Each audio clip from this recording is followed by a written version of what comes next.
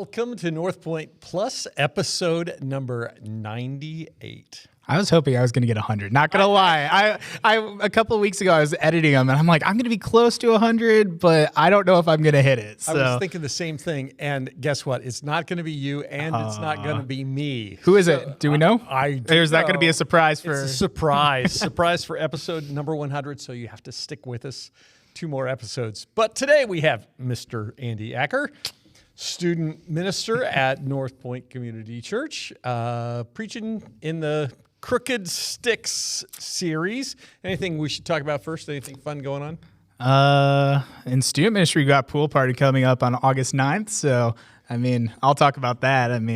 It's going to be over in Charlotte. We're going to take a bunch of kids down. We're going to carpool down, or you can drop your kid off that way. But we figured it might be easier just to carpool down. Cool. So there's a registration link for that. So it's going to be in the email coming up. So just make sure to keep an eye out for that. So, good. Yeah, that'll be fun. Anything else going on? That's really it right now. How's the gecko? Oh, man. The gecko's still there. I'm not going to lie. We love the gecko. The cat has superseded the gecko? We don't have a cat. We got a dog. The dog has superseded the gecko. Everyone asks, do we still love the gecko? Yes, we still love the gecko. It's just not as rewarding as the dog. So the dog is much more demonstrative. Sometimes, yeah. Sometimes. That's good. So we're in this Crooked Sticks series. The whole concept is that God can use crooked sticks to draw straight lines. Yeah. And Joseph was not really a crooked stick, but his whole situation was. You want to kind of just give a recap? Yeah, so there's so many parts of Joseph's story. It took place over 13 chapters, the remainder of Genesis, the final chapters of Genesis. So it was a lot to pull from. And I read through some of the big portions there, and I encourage the listeners, the people listening, to go ahead and read the whole story. That way you can see the parts that were left out and see all the pieces that connect with each other. But the big things that stood out was Joseph wasn't necessarily a crooked person. He's human, so crooked in his own ways. But the situations he kept coming into were very crooked situations, and they were very personal, crooked situations for him. From his brothers selling him into slavery because they hated him, from being accused of accusations of sleeping with Potiphar's wife, even though he never did that. Essentially rape. Yeah, that's what she claimed to Potiphar, and he faced the consequences. And if he did that, that would be fair, but he didn't. So he's just stuck in these crooked situations. He was forgotten by the baker, where he's like, hey, when you get out, remember me. Get me out of here. I don't deserve to be here. And it's not until 2 years later that he's out of that. And even in the midst of all these crooked situations, we keep seeing him rise up because God's with him. God keeps blessing him in these things. So even in slavery, he was put in charge of Potiphar's household. So he wasn't like a low slave. He was high up there. One of Potiphar's favorite people probably in the household. And absolutely. The way that he carried himself gave him more responsibility. Absolutely. And we see that again in the prison. He carries himself well through prison, and the prison warden, the guard, whatever you want to call him, puts Joseph in charge of the other prisoners there. Like a prisoner in charge of the other prisoners. That's not something that you'd see nowadays, but Joseph had this personality to him where he just thrived. He trusted God in the midst of the crooked situations that he was in, and he ended up always rising up. Yeah, and I'm trying to remember. You didn't talk a lot about what happens at the end of Jacob's life, right? Or did you? There was a little bit there. Basically, Jacob passed away, and I think it was either 49 or 50. But in 50, we see the brothers scared that Joseph is going to retaliate against them because of the things that they'd done to him. And I don't have the scripture right in front of me, but they basically come up with all these words. They're like, hey, Joseph, remember, Jacob said this before, and make sure that here you take care of your siblings, and kind of persuade them, hey, Dad said to do these things, and just kind of hopes that he's going to have mercy on him. And he responds in a way that is saying, don't be afraid. I'm not God. I'm not going to judge you for these things. And he ends up comforting them and reassuring and taking care of their families. So. Yeah. When I was looking at Genesis chapter 50 today, just thinking about the podcast, it's interesting to me that if you go back several chapters when the brothers come and Joseph reveals himself to them, he just is overcome with grief and sobs to the point that the whole court can hear him break it down when he realizes that his brothers really have repented. And it's interesting to me that in chapter 50, when they send that note, when they say, "Hey, our dad said, don't hold it against us," there's question about whether Dad really said that or whether they made it up to try and protect themselves. I don't know. I read it as that's probably them protecting themselves. I mean, that would be my guess. But but what's interesting to me is that it says there in chapter 50 that when that note came, when they sent that note to him, that Joseph wept again, and that it was like he realized whatever, that even though he had forgiven them, they hadn't forgiven themselves. Yeah. They didn't think that they had really fully been forgiven. And so Joseph's overcome with grief again because of that, which is really kind of interesting, I think. Yeah. And it's at that point that Joseph really says those famous words, "What you meant for evil, God meant for good." Yeah. Which is cool. So you talked about, well, let me just ask a question, because obviously Joseph's family was incredibly dysfunctional. Yeah. So he's got Jacob has 2 wives. Yep. 2 maidservants to the 2 wives that he also sleeps with. He's got at least 12 other siblings. 12 other brothers for sure. 11 other brothers. Or 11 other brothers. 11 other brothers and a sister that we know about. So it's just got to be a mess.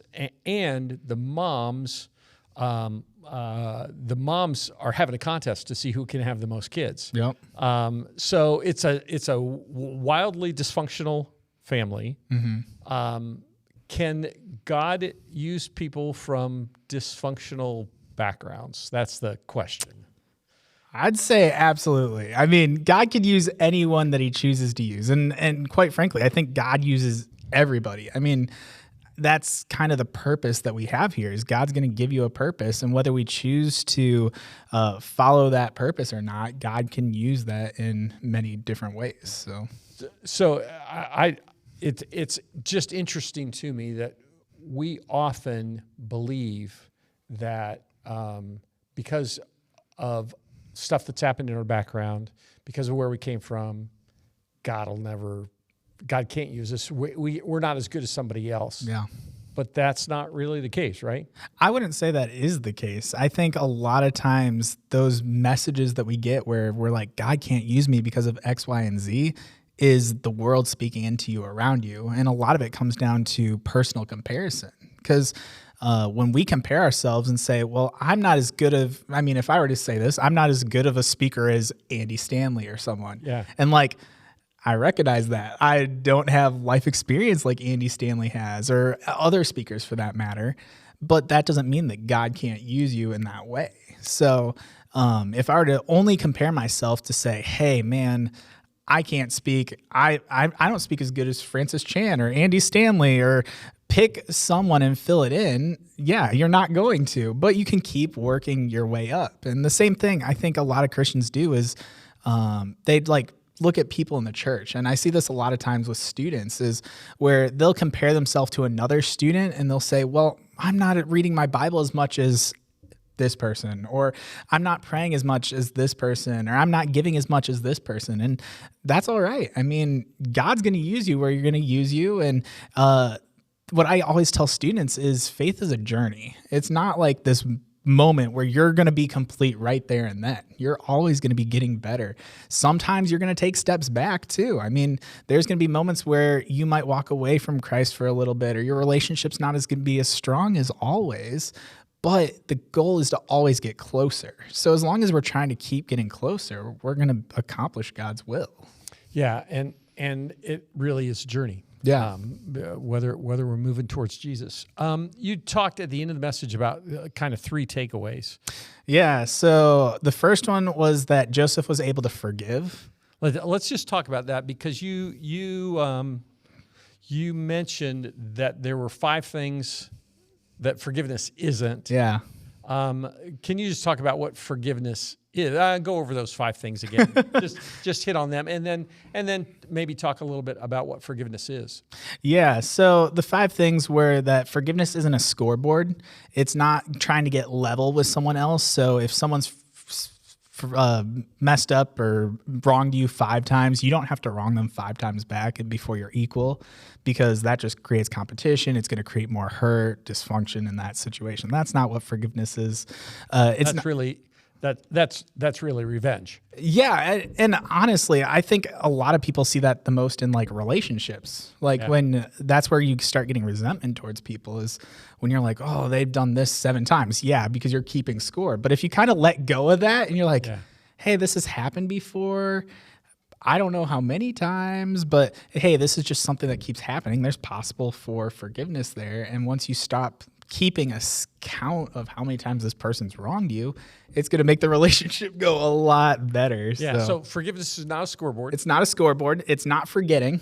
Okay. Because it's just telling someone, oh, I hurt you, just forget about it.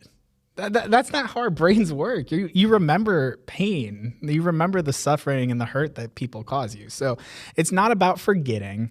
A lot of people say forgive and forget. Well, that's not the case, because there's a level where if you just forget, then that becomes naiveness and you'll just keep getting hurt because of the same things. So sometimes you'll have to put up guards that are going to prevent that, and those guards are built off of what happened the past time. So it's not about forgiving. It's not about trust. So once you trust someone again, then you're able to forgive them. The big thing is that trust is a fluctuating scale. It can be made and it can be broken. And if it's broken, it might never come back to that same level of trust again. So I often say that trust and forgiveness are not the same thing, that you choose to forgive, but trust, and you can do that at one time in kind of in an ongoing way, but trust is restored. Once it's broken, it has to be restored, and it can only be restored one step at a time, as it proves itself. Yeah, as it proves itself. That's a great way of putting it. Yeah.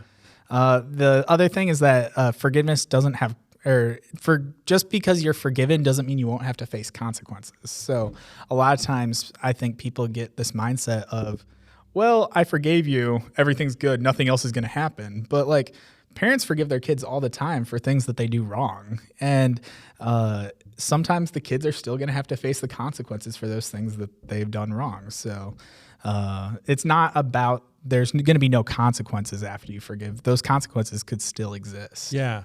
So those are all things that forgiveness is not. And then it's not a feeling either. Oh, it's not a feeling, yeah. Because if we were to say, I feel like forgiving you today, I mean, most of us probably wouldn't get to that point, because there's something about us that likes to hold on to that anger, that guilt, that bitterness that we have towards someone. So if we're only saying it's a feeling, we're probably never going to want to forgive. Right. So what is forgiveness? That is a much harder question. And that's what I said in the sermon, is this, or when I was speaking, is this could be a whole sermon in and of itself. So forgiveness is really about letting go. And it's not necessarily letting go of the wronging. It's more letting go of those anger and the bitterness and those really negative feelings that when you get hurt are the feelings you're holding on to. So I mentioned how when you hold on to those feelings, ultimately those feelings are only going to hurt you. I mean, if we were to think back in our lives, there's probably an opportunity where you could say, hey, I remember in 5th grade, for me, there's a kid in 5th grade that would always push my head into the water fountain. And that's funny. As funny as that is looking back now, in that moment, it was like irritating. I mean, I was like getting my nose hit into the water fountain. And I could have held on to that bitterness and the anger, and I could still be mad at that guy right now. And I mean, ultimately, in the at the time, it was like, hey, I know that you're hurting. That's why you're hurting me. Hurt people. But I'm going to forgive you. So, yeah. And forgiveness is just this idea of you let go of that pain and that frustration, even though the other person doesn't necessarily deserve it. Yeah, I don't think that this is original with me, but maybe it is. maybe we can say that for right now. I think maybe a good description is that forgiveness is not letting events in the past take us hostage emotionally. Yeah. You just talked about all of the feelings that come, all of the emotion that comes there. Those feelings that take us hostage, oftentimes we're the only ones who have those. Mm-hmm. Those are our feelings. So the other person may not even know that they have that, that they're having that impact on us still. Yeah. But when we forgive, we release that, the power that those things have over us. Absolutely. Emotionally, and it gives us kind of a fresh start. Okay, good. So Joseph forgave. What was the second big takeaway? The second big takeaway was that God was in control throughout the whole situation. And so that's conceptually, that's the word sovereign. God is sovereign. What's that mean practically, that God's in control? I think it means something different, but it's ultimately we can trust God because God has a plan, and that plan is greater than our plan. It's going to point towards His will. So if we are trusting that God is in control, we are able to trust that the things that we go through aren't necessarily just going to be for nothing. So in Joseph's case, the fact that he was sold into slavery by his brothers, I mean, it would be easy for him to just stand with that and be like, man, my life sucks right now. This is horrible. God, where are you in this moment? And quite frankly, it could have been easy for Joseph to just simply walk away and be like, God, you're not here. Right. But instead, Joseph still remained with God and trusted that God had a plan through it. And ultimately, God blessed him in it. Yeah, it's really interesting to me that Joseph's faith in God remains solid into his adult life. I mean, it really is a plug for children's ministry and student ministry in that, for the involvement of his family in pouring God into him, because when he gets sold into slavery and goes into this culture where it's new language, he doesn't have any friends, doesn't know anyone.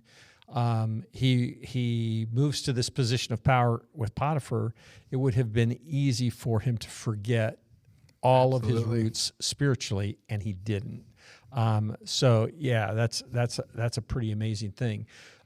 If God is in control, like he was with Joseph, why doesn't he step in to the bad situations that exist in our life? Yeah. When I was in college, I took a whole class on this idea of the problem of evil. And what I learned in this class is that everyone has a different answer to the problem of evil. And ultimately, I don't know. I don't know why God doesn't step in. But in the case of Joseph here, I think God doesn't step in because it ultimately shows Joseph's character and his trust in God and how God can use people that trust him in that sense. So yeah, and God really did have a plan. Oh yeah. If it wouldn't have been Joseph, he would have done it some other way. But ultimately, because Joseph went through the things that he went through, because he was sold into slavery, because he was falsely accused, because he was forgotten in prison, he ultimately was used by God to save the lives, literally, of almost the entire humanity. Yeah, there's no way that Joseph could have been used by God without being sold into slavery in the first place. Right. There's no way that he would have been in that position under Pharaoh without being sold into slavery. And it's likely that he wouldn't have been in that position if he wasn't accused of rape. Yeah. And if the prisoner that forgot him would have said, oh yeah, by the way, this guy interpreted the dream right then. Well, maybe he'd just be out living his life doing the normal stuff that you would be doing as a slave. And instead, when Pharaoh was in this position where he's like, I need someone. I don't know what this dream meant, and no one else can do it. And the cupbearer was like, oh yeah, remember that guy? That's Joseph. He's able to be put into this position. So even in the midst of all these crooked situations that Joseph was in, God was still working through it. And that's ultimately what, from the time of slavery, God had a plan to put Joseph into this position. So if you take that and overlay it in our lives, do you think Joseph obviously wasn't sitting in prison thinking, oh, someday I'm going to be number 2 to Pharaoh, saving the world? Yeah, he wasn't thinking that. Yeah, he was thinking, this is where I am. This is my lot in life. When he was working for Potiphar, he didn't think. I think he probably thought it can't get any better than this. Probably not.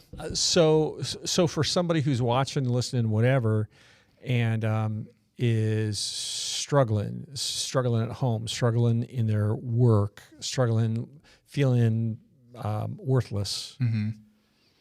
What word of hope do you have? How do we help see beyond our current circumstances? Yeah, absolutely.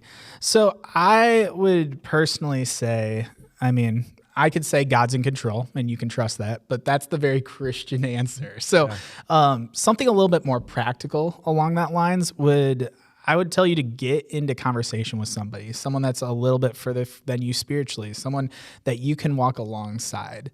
That way, when you are going through this stuff, you're not going through it alone, but you have a good support of Christian voices in your life. Could be easy to turn to the internet and ask your question online, and you're going to get a bajillion different answers. But when you can have authentic relationships with someone where you're having maybe a weekly coffee meeting just to talk about how the situation's going, you have this mentorship going, and they can point you back to say, hey, I know this sucks right now, but I see God working in X, Y, and Z in your life right now, where you might not even see that because you're so focused on all the negative of the situation. They're like, hey, God's working in these cool ways in your life right now. So, that's ultimately the step that I would tell you to take if you're in this moment of just anger or bitterness or frustration or suffering. Just find someone to walk through it. You don't have to go through it alone. So. Yeah. I think that there's probably in there a great plug for life groups. Oh, absolutely. But it really is having the people in your life that can speak into your life that can even walk with you and say, yeah, it really sucks. Yeah. But God is sovereign. It doesn't make any sense right now, but God really is in control and we can trust him. And that's hard, but it's easier if you've got somebody walking with you. I do think with that question too, recognizing the sovereignty of God, there is a great opportunity right now to plug our next sermon series that starts a week from now. That is the name of the sermon series is "Where Is God?" and it's coming from the book of Job. So you, if you're watching whatever, you can start to read the book of Job and read through it a time or two, and so you're ready for the series. It'll be really good because that question really is at the heart of the book of Job, where lots of bad stuff happens to somebody who's doing the right stuff. Yeah. So God's in control. Joseph forgave, and then what was the last point? The final point kind of took those two ideas because Joseph was able to forgive, and because he trusted that God was in control, he was able to actively accept the personal injustices that he was going through, the things that he was facing. And what I love about this is so countercultural to what we experience on our day-to-day life. So personal injustice is just a very broad term. It's just those things that you feel like you're facing alone. And I mentioned how there's some big ideas of injustice. I mean, we we see racism, we see sexism, we see homelessness, and those are all big things. Don't get me wrong, but it's much easier to talk about those things when it's affecting a big group of people. For Joseph, these were things that were personal to him that he was facing while he was in the midst of slavery, that he was in the midst of prison. And so, yeah, because of those two things, because God was in control and because he was able to forgive, he didn't have that bitterness, that anger, and he trusted God that he has a plan where he's going to use Joseph. He can face those things that he's going through. Yeah, I do think that it's really interesting that the use of the word personal injustice, because God hates injustice. God doesn't like injustice. That's throughout Scripture. And as followers of Jesus, God calls us over and over again to stand against injustice. Yeah. But that's injustice for others as opposed to personal injustice. And so to accept personal injustice is a big deal. So what's that mean practically? How do we practically accept personal injustice? Yeah. So maybe any examples? It's hard because it's such a broad thing. Yep. But I mean, the idea, I think, is that most of the things that we face are because of people. I think there are certain things where it's the relationships that we're in. So a lot of times it's like you're in an abusive relationship, or you are in the midst of a fight with your spouse or your kids. And a lot of times those personal injustices can be hard because you feel like no one else is going through them with you. So when it comes to facing those things, again, I would talk with people, get in a life group, have those relationships. But also there's this idea that sometimes those things can come on by yourself too. So if we're talking about personal injustices where you feel like your world's falling apart because your finances aren't great, and you're just beating yourself up, sometimes those personal injustices can be very personal because they're caused by you, and you have all these things there. And I think the first step there is learning to forgive yourself, to say, hey, I made a mistake. This isn't where I always want to be. How am I going to get out of this? So. Yeah, and I think it's helpful as we talk about this concept to recognize that when we make mistakes and we reap the consequences of that, that's not injustice. That's justice. That's justice, yes. That's exactly what should happen.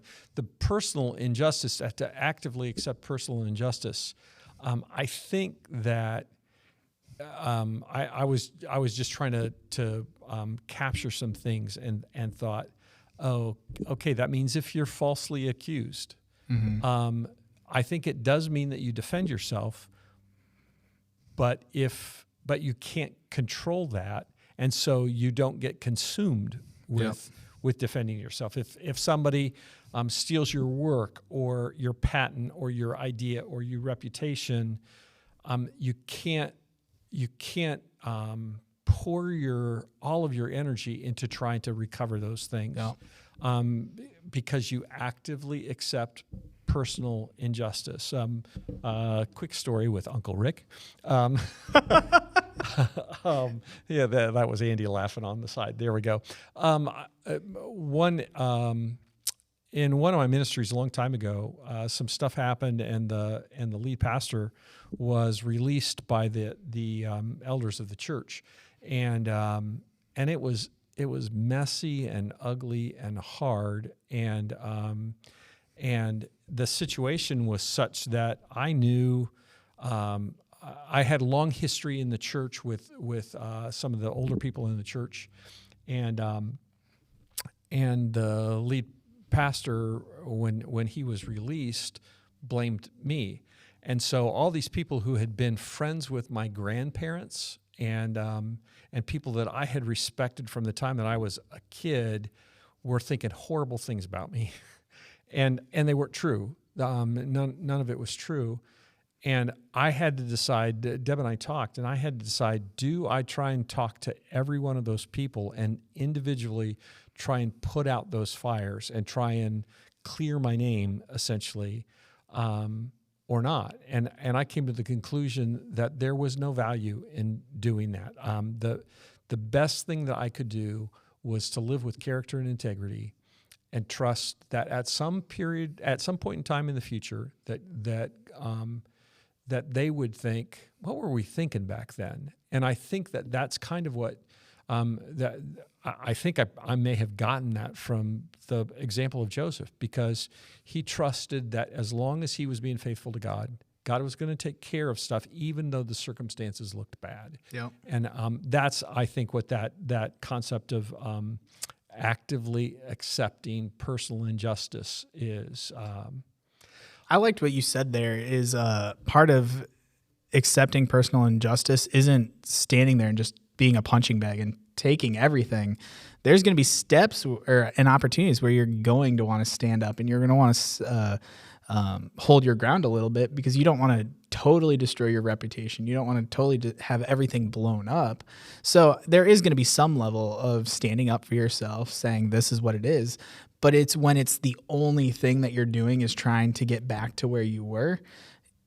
Quite frankly, you're never going to get there again, because people are going to think what they're going to think. So if you're so focused and fixated on trying to make sure it's back the same way it was before that happened, and it's not there yet, then that's where you are being too fixated on that situation. So the best thing that I would say is, if you're in those moments, especially if you're accused of doing something you weren't a part of, is to stand your ground, hold your character, stand true to your character, and then let your character just rebuild from that moment on. So I think that you release your expectation of what you thought the end result was going to be or should be, and you trust God that God's doing something that we can't control, and even though it's not fun, I'm still going to serve Him no matter what the situation, no matter what the cost. Yeah. Any final thoughts? No, I hope this helps someone. I mean, I think. I mean, we were talking last week, and I threw it in the sermon kind of at the end there, but it was talking about how you give up your right sometimes as being a Christian, and part of that is the right to defend yourself. That you, as you are standing up for your character, you don't have to go on the attack and try and be defensive on everything. So. Part of that, and I mentioned, I love the example of Jesus coming in at the end, where he faced personal injustice. He didn't deserve to be dying on the cross. He didn't deserve to be abused and beaten and whipped. And still, he stood there. He forgave the people who Father, forgive them for what they don't know what they're doing. And he trusted God's plan in it. So from Joseph to Jesus, we see this idea of forgiveness and trusting God's plan, and you're able to face those personal injustices that you go through. Yeah, out of the Joseph story, I think probably my favorite phrase in it comes from chapter 50, when Joseph says, "What you meant for evil, God meant for good." Yeah, and we can trust God no matter what. So there you have it. Thanks for watching. Feel free to share, like, comment. You're allowed to comment. We would love that. And we will see you next week with episode 99 of Northpointe Plus. Have a great day.